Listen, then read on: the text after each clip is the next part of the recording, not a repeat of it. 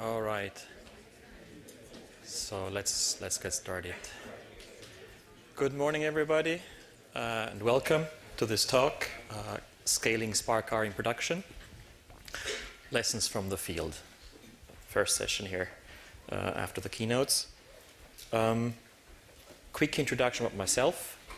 My name is Heiko Korndorf. I'm the CEO and founder of Wireframe, a small startup company.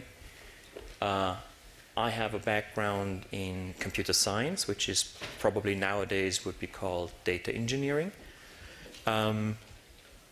Slightly as a sort of a bit different from many people in the big data space. My background is in ERP and CRM, so classic enterprise IT for the last 15 years, and I moved on to the big data space about 5 years ago, and have been working with companies in various industries like manufacturing and telecommunications and financial services.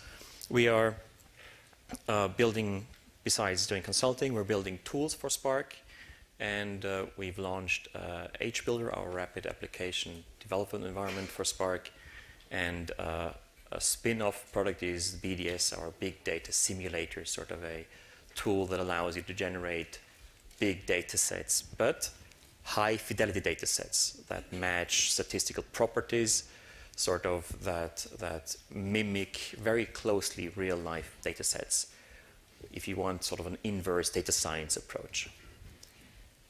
Data science leads us to the topic of this talk.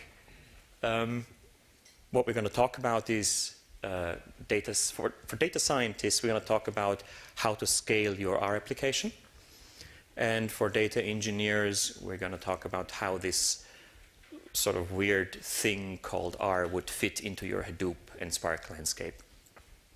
And at the end, there's a little, I'll make some remarks about what we've seen in the past in our Spark R projects, because it's not necessarily hard information and not necessarily highly technical, but still quite interesting. And I think it's worthwhile to briefly reflect upon it to understand the different cultures that you're bringing together in data science and data engineering that you connect with something like Spark R. Before we get started, I have to do the habitual show of hands to understand who is in the audience. Given this rough classification, who would describe him or herself more like a data scientist, so which means R background? A number of people. Okay. Who is a Spark expert, a classic data engineer, Hadoop expert? Okay, that's roughly 50-50. That's good. Interesting enough, what we've seen a lot is more interest and more demand coming from the R side, which means it's more of a pain point to data scientists. For people in the Spark space, it is an add-on, a library like many others, but for R data scientists, is really a pain point for them. So what's the agenda? What we're going to talk about is I'll briefly cover Spark R as such, give you an idea what it actually is in case it's news to you. And then we're going to talk about our journey that we've been on as of the last 2 years with a couple of Spark R projects. And we're going to talk about the experiences up until last spring, about a year ago, with Spark 1.x, the initial version of Spark R. And then I'm going to tell you about the new insights and the new experiences that we had now with Spark 2.0 and 2.1. And we're going to talk about usual pain points. And as I said then at the end, recapping, integrating both data science and data engineering, and going to finish with an outlook where we currently are in the ecosystem and what the next step should be. Data science with R. Doesn't need much of an introduction for the R people, obviously. For the Spark enthusiasts, this is a very popular language, and I'm very open and honest about this. As I said, coming from the data engineering, with a data engineering background, Spark was strategic for us for wireframe because we understood, I would say quite soon, that moving on from MapReduce, that Spark would be the next big thing. Spark R was, to be very honest, not strategic. That was incidental. It just happened. We just were drawn into this, and we've been on this journey the last 2.5 years now. So I only got in touch with R about 2 years ago, learned about it, and it feels a bit awkward for a data engineer. And I think I'm not the only one who would share this sentiment. Ali Zaidi put it very nicely of Microsoft. He's a Microsoft R server expert. He said one of the big advantages of R is as a language, it's designed by statisticians. The big disadvantage about R is it's designed by statisticians. So this shows you there's pros and cons here. Said popular language, and it is, I have to say, I also learned to love it over time. It's really flexible and really offers you a lot. I understand quite well why it caught on in such a big way in the quantitative scientific world. Huge functional footprint, 10,000 packages, more than 10,000 packages are available, et cetera, et cetera. So that's all good and great. But of course, the shared pain point that everybody will relate to in the R space is it doesn't really scale. By design, it's limited, and it's because it's designed as a single node platform, which means data has to fit in memory, and there are ways to make your R computation to parallelize it. But we're going to talk about this, but it's tricky, and it's not necessarily something you want to really do and invest much time in it as a data scientist, particularly. So what is now Spark R? And I think there are two views. This is the first slide. This is the view from R, I would say. And from R, it's not really exciting. It's on the left-hand side, you would see your R shell or your Spark R shell. All you need to do is import the Spark R library package, and then initialize that with a function call. And that's all. Once you've done that, you are sort of hooked and connected to the backend Spark cluster. You're in big data land now. That's what we thought, and so you would think, well, I'll prepend 2 lines of code to my R script and I'm done. Not quite, obviously, not quite. There's more to it, and if you open the hood, this is what you'll see. This is the data engineering view, if you want. It's something, of course, I can relate to quite well. So we're going to quickly go through this to give you an idea in case people are not familiar with this. This is the Spark R architecture. So what does this give you? The 4 bullet points, I try to roughly sort of structure them and classify them in four areas and 4 stages, if you want, of functional power that Spark R gives you. The first one is obviously a primitive way to express it is you can now execute R on your cluster. What Spark R gives you is, instead of executing your R script on your local workstation, you can submit it to the cluster, and Spark R will find a node, i.e. a server somewhere in the cluster, set it up properly, and execute the code for you. That's all it does. Well, you would say, and rightfully so, you would argue there is not much that you will win with that, and that's completely right. All you've done is moved computation from your local workstation to the cluster.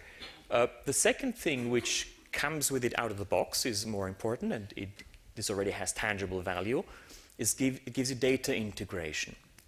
Meaning, normally what you would do is read your data from probably a CSV file that you have either on local disk or on some shared network drive, process it and write it back. What Spark R gives you is, of course, access to the whole shared storage layer in Hadoop. So either HDFS, or if you're in the cloud on S3 or in Windows, blob storage.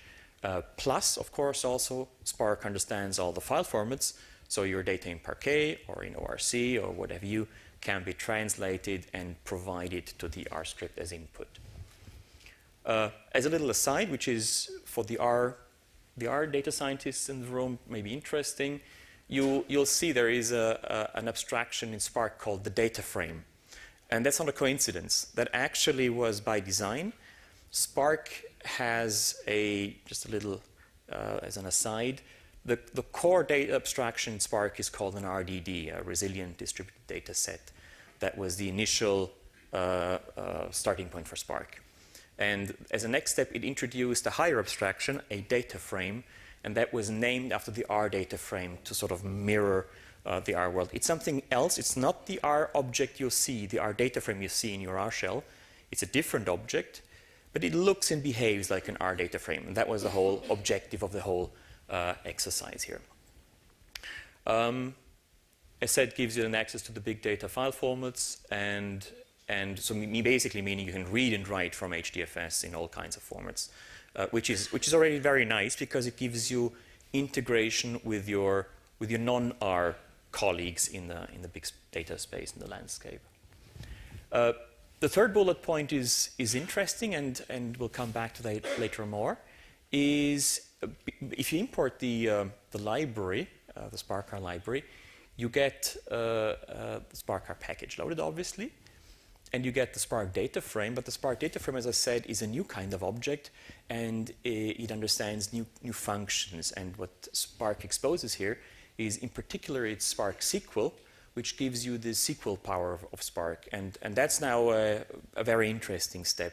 That means that within R, you can load up a data frame, a Spark data frame, that is now arbitrarily large, as opposed to classic R. It's not limited by your single node, your single server. It can be arbitrarily large.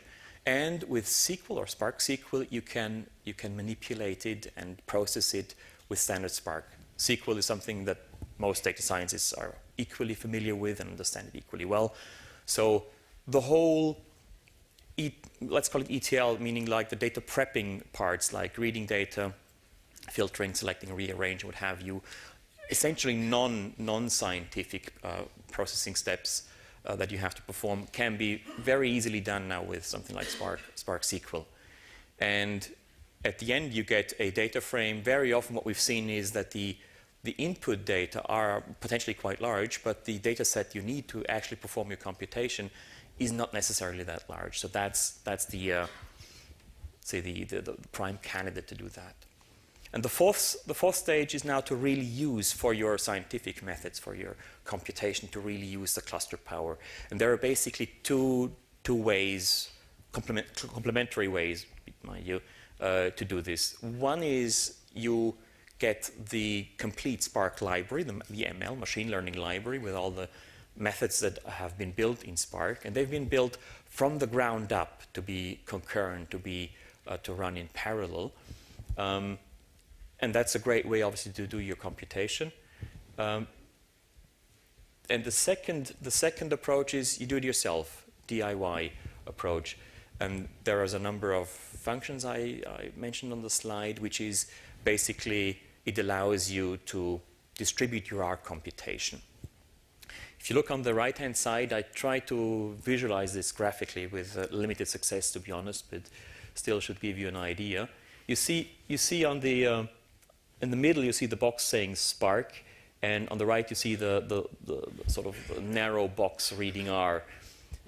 Think of this way. The blue box is where your code is executed, and the Spark box is sort of the orchestrator, kind of a manager that manages your R code.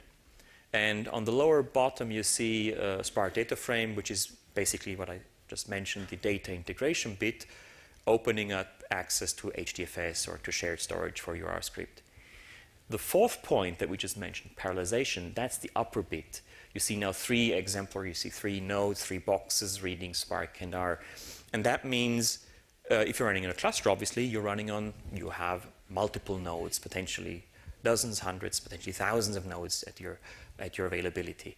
So what Spark can do for you is it actually stores the data frame physically distributed across the cluster on various nodes. And it can then ship your R code to the individual nodes and execute it locally, and then aggregate back the results into either another distributed frame or in a single R data frame on your master node that you're running it. Bottom line is it's not a silver bullet, and you can't. The scientists are obviously very well aware of this. There are, of course, also there is a fine limit, what I would call, let's say, the algorithmic limit, what does your method require? And of course, you cannot parallelize something and throw cluster hardware power at something that is inherently not parallelizable. Then you have really a tricky problem at hand. But what we've seen is there is a huge class of problems that couldn't be tackled before in an efficient manner that now can be done with SparkCAR with very limited resource expenditure. We'll talk about this in a minute. So this is an example for Spark SQL, and there is, I think it really just does what it says. It opens up SQL for the R people, for the R community. Be more specific, SQL for Spark data frames, as I said, which means an unlimited, in terms of size, quantity, unlimited data set. And this is the current list of the library for Spark machine learning. And that's all good and great. And I've been in the US in February. There were huge talks about this, and the Spark contributors and committers elaborated on this. And this is really great. Just from our experience, with a grain of, you have to take this with a grain of salt. It's interesting. I think the data engineers get very excited about this because this is inherently Spark native code that you see here, or that is implemented with these methods. What is quite funny is that adoption by the R community is a bit slow in a way, because unsurprisingly, you know your tools, you've grown familiar with you know the ins and outs of your tools. So our first approach was to sort of get on stage and present that and think like, this is the solution to your problem. Just use our fantastic new methods. And not so. I had then discussions with data scientists from a large bank who said like they noticed a deviation on the third digit decimal point from an R package they're using, and I was at a loss. I was trying to think were you approximating things you were doing. In that case, it was simulation, Monte Carlo simulation, but they were adamant they have to get the numbers right.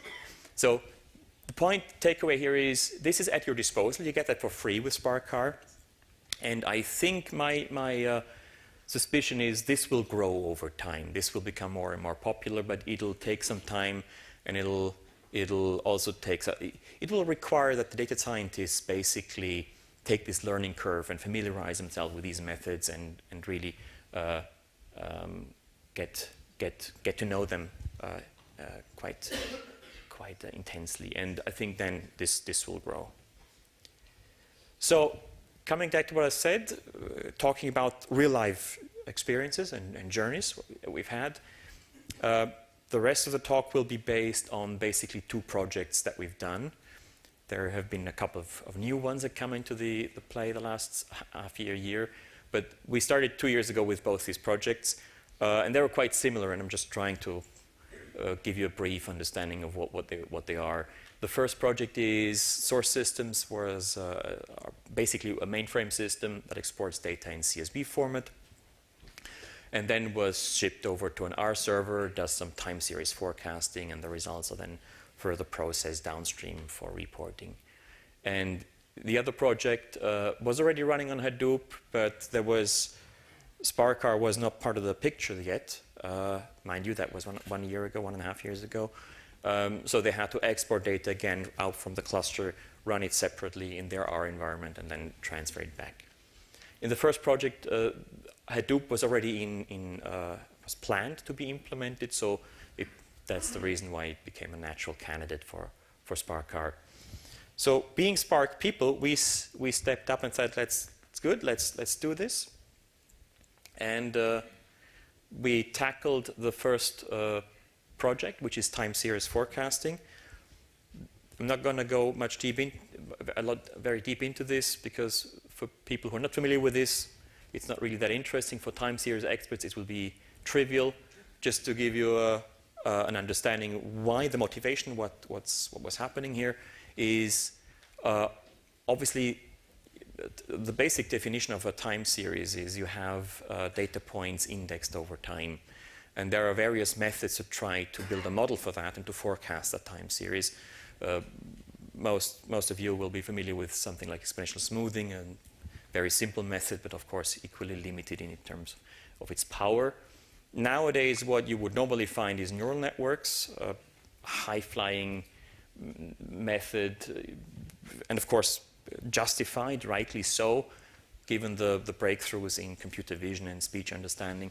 For time series forecasting, not necessarily so much, and particularly not in this case. This was a business time series with monthly data. So monthly data, given a time horizon of about 5-6 years, gives you about 80 what have you, data points per time series. So that's quite limited, and neural networks would thrive on hundreds of thousands, millions of data points. The larger the better, and so that would be limited. So we stuck with the RIMA, a method that dates back to the 80s and 90s, but still does the job. And the reason I mentioned this, just to quickly touch upon the subject of time series analysis, basically it tries, ARIMA is based on basic two blocks, if you want, the AR and the MA part, as you see on the bottom. And you try to come up with an auto-regression and see if this time series correlates with itself, given a certain time lag. And the bottom line to take away from this is obviously you have a number of degrees of freedom built in, and you can do a lot of computation and parameter tuning and model selection that you can do. Hence, very computation intensive, hence a prime candidate for SparkR. Before we set out to do it though, I included this slide here just to mention, and to be very honest about this, I've included some pedestrian problems, I would call it. Because we came with PowerPoint slides as good consultants and said, like, this is the brave new world of SparkR, and then we've hit some unexpected roadblocks. They could all be tackled and resolved, but still, it's if you're under time pressure with a project, you know this, it doesn't make your life easier. Let's put it this way. The first one is.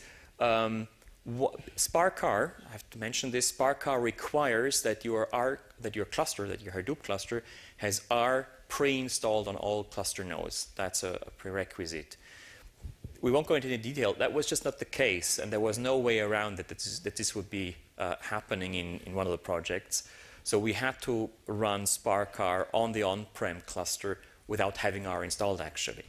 And we solved this. It was actually quite nice to solve it because Yarn, and I have to mention also our background is actually Spark on Yarn. And Yarn, as most of you probably know, is sort of the data operating system for, as Hortonworks calls it, for the Hadoop world, which I completely agree with. And as such, Yarn gives you the option to sort of run an application, an arbitrary application in your cluster, including all dependencies. So what we've done is we've tweaked R and we've tweaked Spark, I have to admit, so we have to do custom builds of both Spark and R. It's just really 4 lines of code for each component, but you have to do it because otherwise it won't work. But then you can ship R, a complete R version, as a dynamic dependency and execute it dynamically on your cluster. We thought that it is a hack, to be very honest, but we thought it would be a one-off. But interestingly enough, whenever I talk to people, this is a very general problem, it seems, for the on-prem world now, and we've documented this in a blog, which we'll publish quite soon. If this is an urgent problem for you, come and get in touch with me. I'm happy to send you the PDF. It's a 10 or 12-page PDF, but it should, if you go through, it's nicely detailed. If you go through it, it should take an hour or so to come up with your own Spark and R version and run it dynamically on the cluster. The other problem is managing non-tabular output. Again, a pedestrian problem, but still quite interesting from a real-life perspective, which is, we talked about Spark data frame, which is a tabular frame, a tabular structure that gives you interoperability between Spark and R.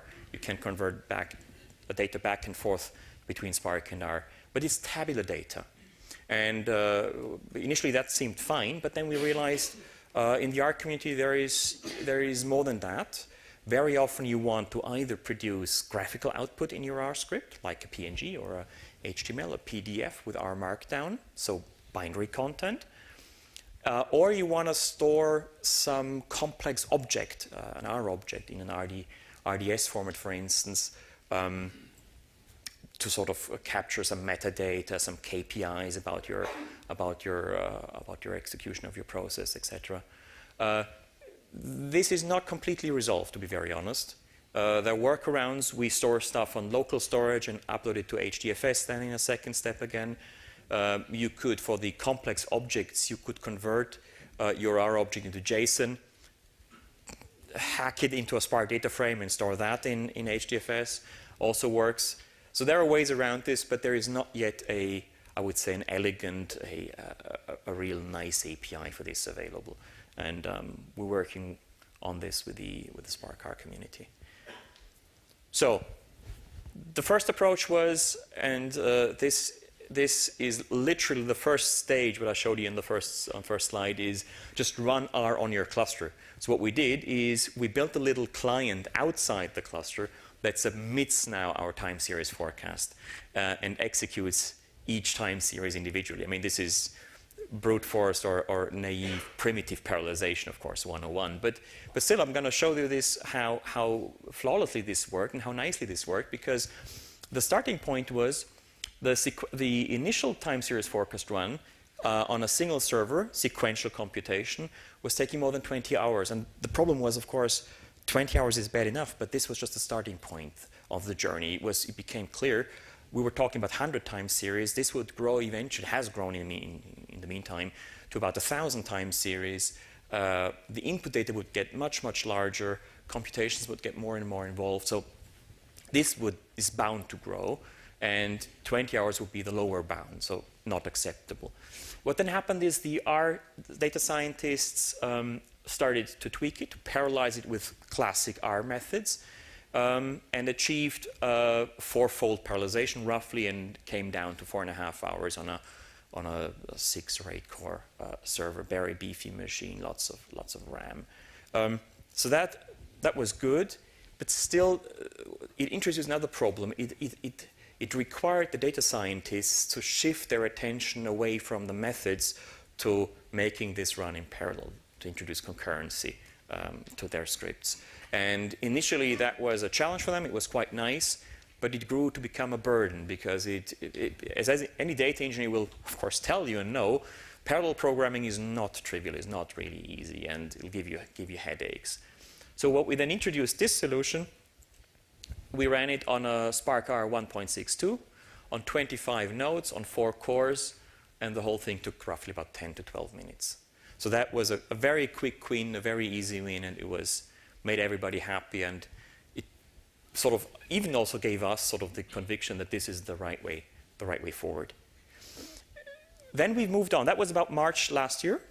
Spark 1.62, 63 then later on. And what happened in the meantime were two things that went hand in hand, to be very honest. Namely, Spark 2.x and the cloud. The cloud is not necessarily something that just is exclusively relevant for Spark R, obviously, but it is for Spark R, I'll talk about this in a minute, quite interesting, and gives you a very, very interesting new options for that perspective.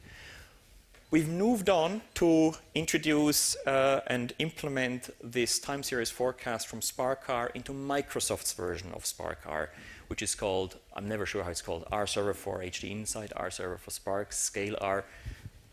Go and talk to Microsoft what the correct wording is, but it's their flavor of R Server. We did this in, I think it was May last year, and we moved to Microsoft Azure, to the cloud. And this is what I just meant before. This introduces now UDFs, which means you can parallelize your computation. What this allowed us was to get rid of our fat client, which would mean we could ditch that and introduce and use proper, let's say, inside the cluster parallelization for our time series.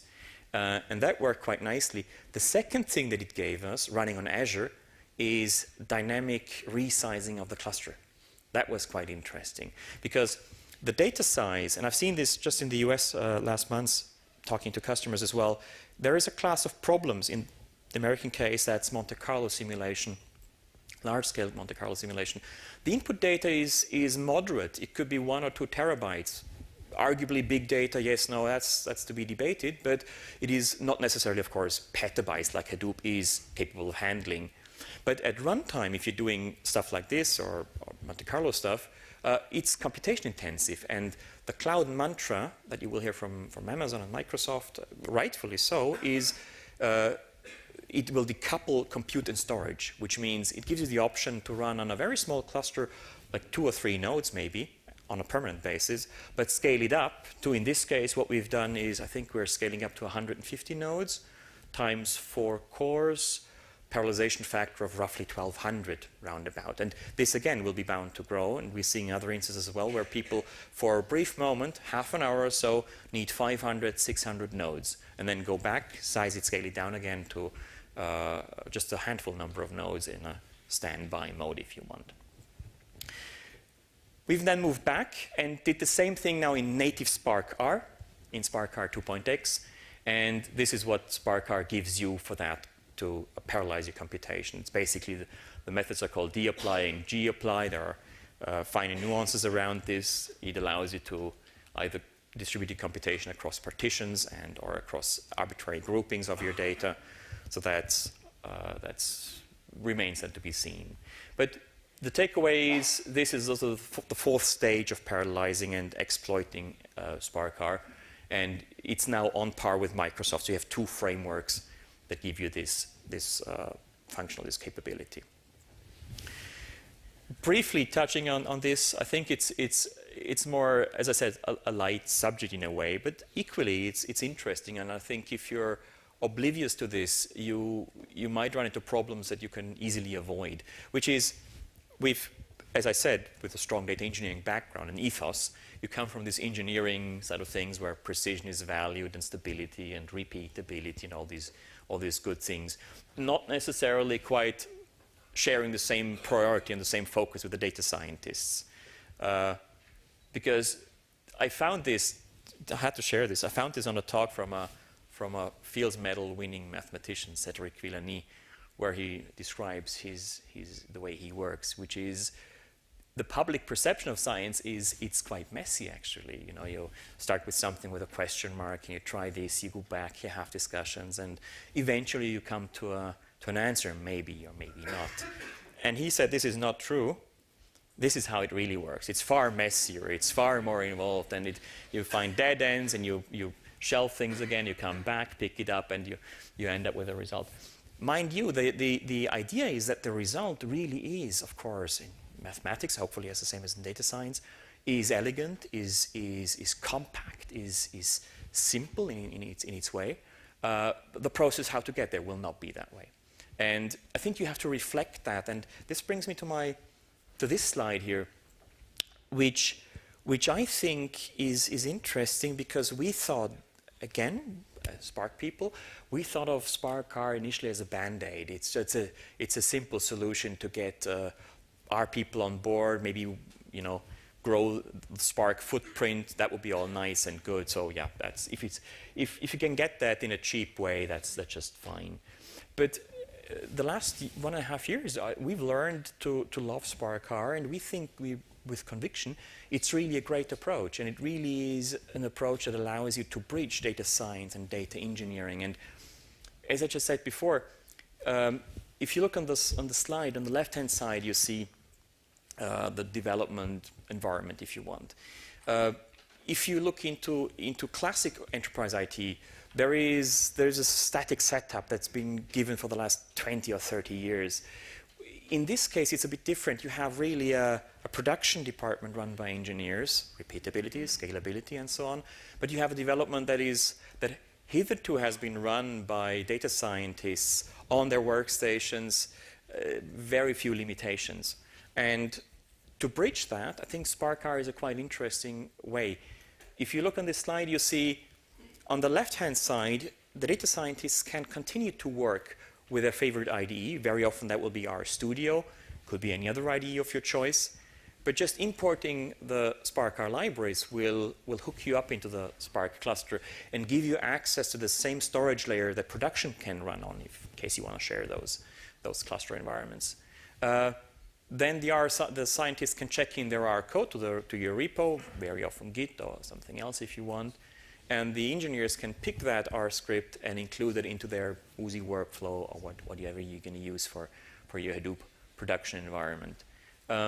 So it really is, it's a nice way to bridge those worlds. I think you can summarize it quite nicely, and I think this is hitting the nail on the head. It looks like R to this Spark R approach looks like R to data scientists, but it looks like Spark to data engineers. And both camps are then equally happy, and we've seen this now in several places where it turned out to be quite true. Very honest again, pedestrian problems. Uzi Spark action supports Spark, but does not yet support Spark R. So you have to resort to the shell action and other small stuff like that. And you have to take a little bit of precaution to add some scripts maybe to differentiate between your dev and prod environment setup, despite that you share the same scripts actually. Where are we currently? Currently, one major issue, of course, is continue to exploit hardware cluster power. One way is, as I said, growing adoption of these Spark ML libraries. Second would be combine other methods like GPU is something that if your problem at hand fits it, GPU would be a nice way to extend your parallelization, because there's a lot of work being done currently in the Spark environment to support and increase support for GPUs. Very briefly skip this. Another thing that we're seeing is if you're in the need of mixing and matching your code, this is not yet possible. There's only one way to do this. You can define your Spark code as a UDF and use it via Spark SQL in R. But equally, you might occasionally just call R from Scala. So if you have a large data pipeline that just needs one slice of R code without persisting in between, you would need again to tweak it currently. And we're also trying to address this issue in one of the next Spark versions. Closing the talk, I have to be frank and honest. There is not only Spark R, it's not the only game in town. As I mentioned, there is Microsoft's R server, interesting. And there's a new solution from R Studio, Spark LayR.